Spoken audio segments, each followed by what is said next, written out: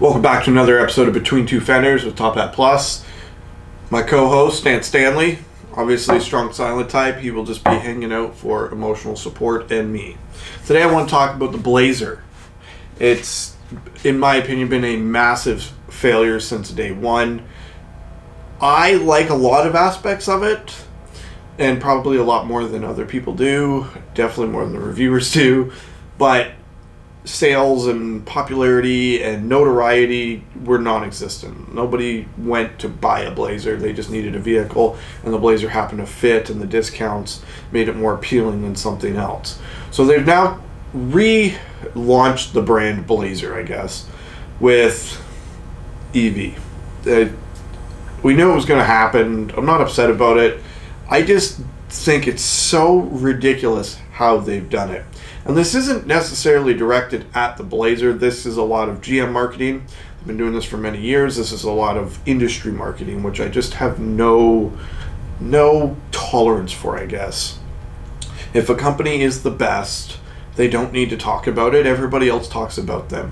When you have nothing to talk about, you will pull the finest, most minute things out of any crevice you can to create some buzz about a product. And I feel like the Blazer EV is now another extension of that. And we'll talk about why I got to this conclusion with the Blazer EV to begin with.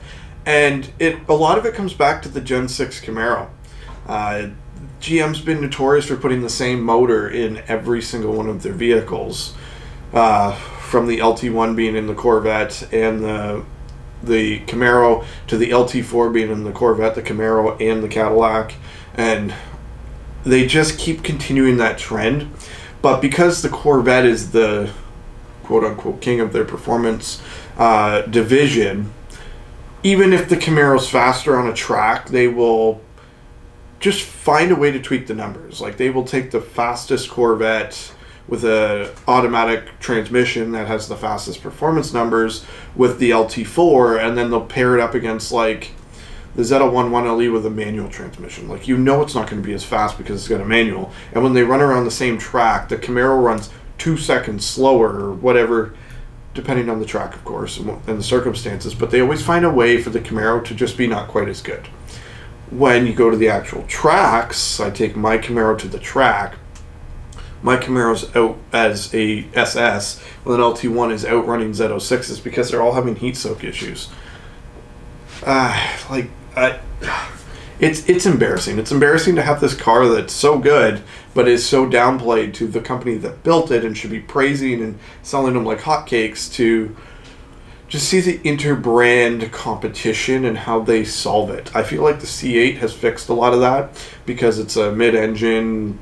Now has a flat plane crank 5.5 liter. It's a different motor. It's different this. It's different that. So even if it ran the same times as the Camaro Z01 1LE, they would be like, oh, well, blah, blah, blah. They'd find a reason. Anyway, so here we are.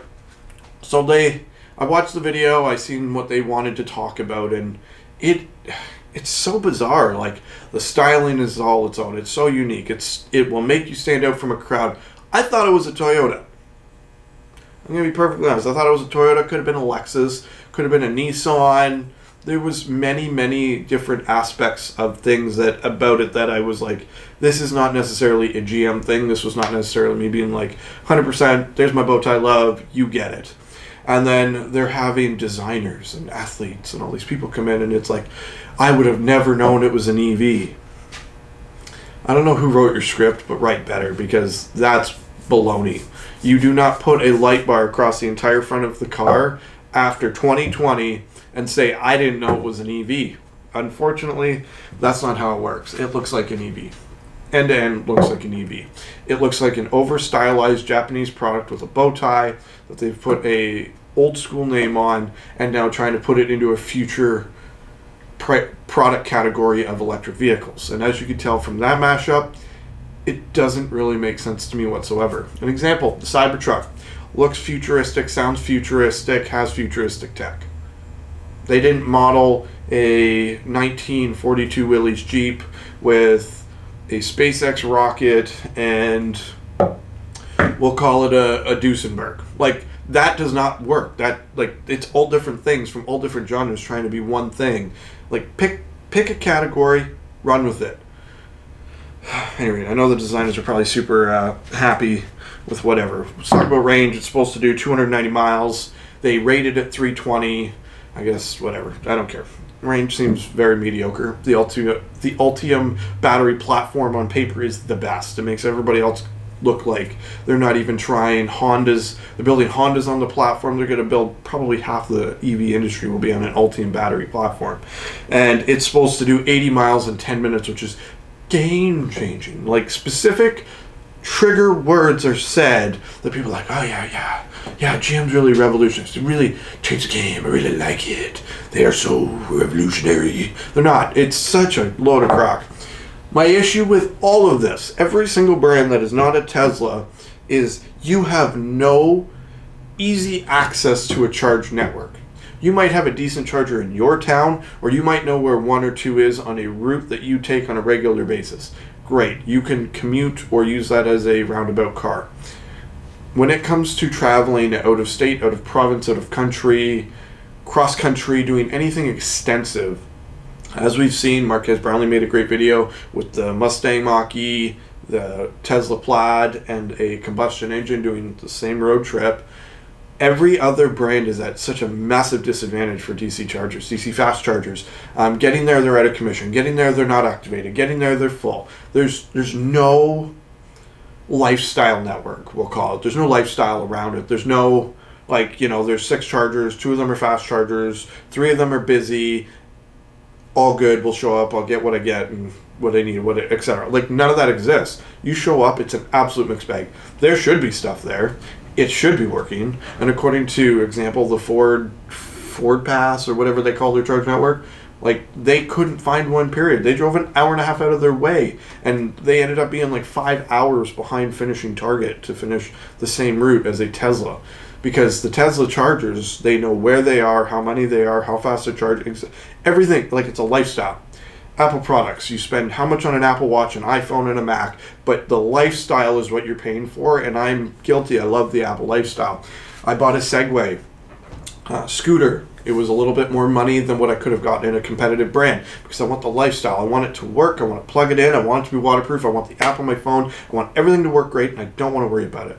So I'm buying products and spending more money and getting less features because I want a lifestyle.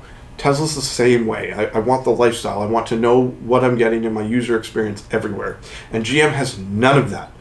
Zero. Like, if you get a DC fast charger, you could charge 80 miles in 10 minutes. Like, it's not a record. Assuming you can get the charger, you're going to show up and do what a good portion of the industry can already do. I feel like the only solution to this is Tesla is running a pilot program of putting universal chargers at their Tesla stations. That is the only way this is going to get fixed. The only way EVs will be successful is if everybody adopts the Tesla charge stations because they're everywhere. They're incredibly well designed, laid out, located. Everything about them is great. So GM either better get on board and support it, or they are dead in the water before they've even started, which Tesla was in the same boat before they established the charge network they did. Performance. They bring a NASCAR driver on. I've got an SS. He's French. I don't even know how to say a French accent. He's got an SS, and my race car has an SS, and SS means something to me. My car has an SS. It doesn't mean shit. It is literally just badging. They will put any letters on anything and try and sell you a trim package. The majority of the time, it's decals, maybe some contrast stitching on the interior, and some rims.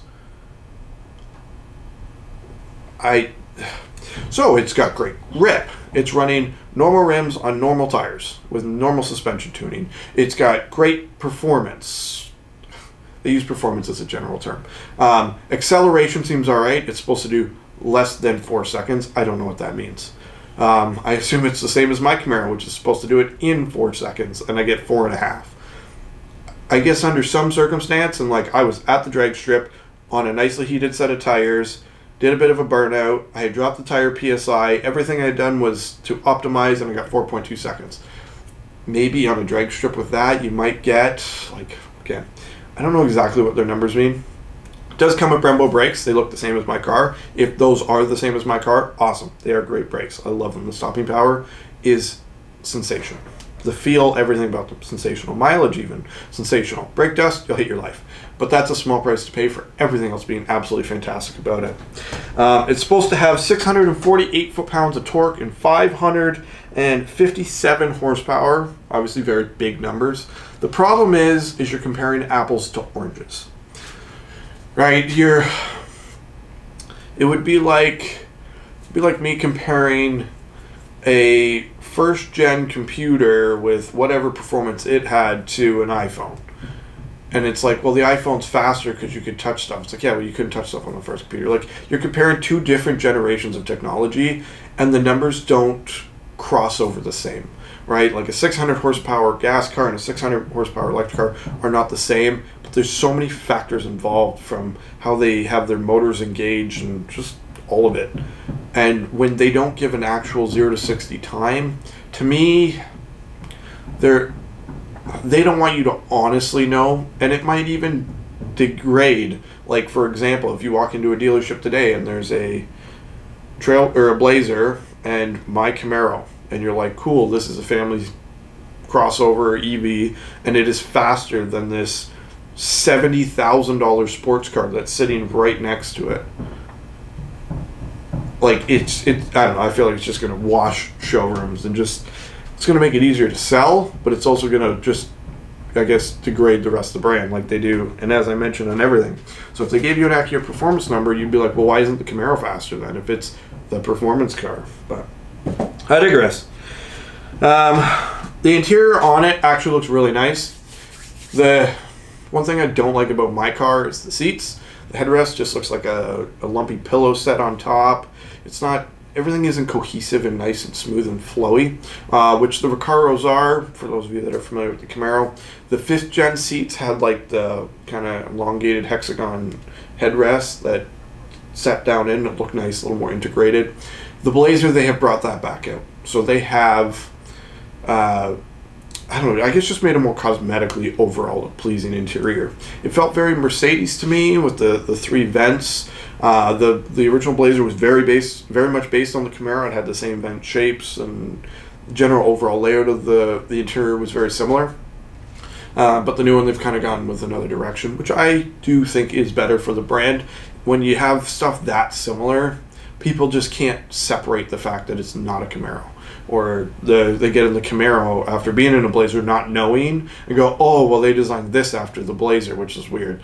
But again, like, I digress. They're doing some weird design stuff. So overall, I think it absolutely blows my mind when I watch these marketing videos, which are very geared to sell things, obviously, but they're very deceptive. They're very vague about some terms that people know matter, like 0 to 60 times, and they're very specific about thread counts on a seat. Like, things people do care about, they're vague because they know it will wash out a portion of the brand. Things nobody cares about, they're super detailed because they think that the person going in to spend on what I'm assuming is going to be a very expensive small crossover EV SUV thing want to know about the thread count in the floor mats. They want to know about the amount of nibs on a brand new tire. They would like to know how many dimples are actually in a bow tie on the front, right? They want to know how many LEDs light up across the front.